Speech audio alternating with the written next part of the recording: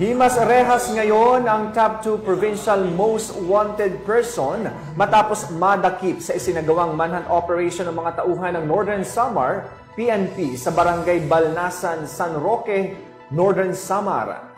Dahil yan sa walang tigil na operasyon ng pambansang pulisya, katuwang iba pang ahensya ng gobyerno upang maisulong ang programa ng ating Pangulong Ferdinand Bongbong Marcos Jr. kontra kriminalidad. Ang ulat mula kay Patrolwoman Mariel Dulnuan. Walang takas ang isang lalaking tinaguriang top 2 provincial most wanted person na may kasong statutory rape matapos maaresto ng mga otoridad sa Barangay Balnasan, San Roque, Northern Samar.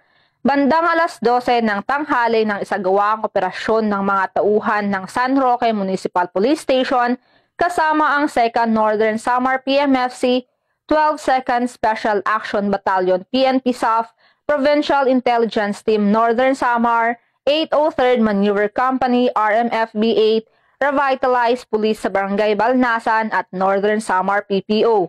Naaresto ang akusado sa bisa ng warrant of arrest para sa kasong statutory rape na walang inirekomendang piyansa.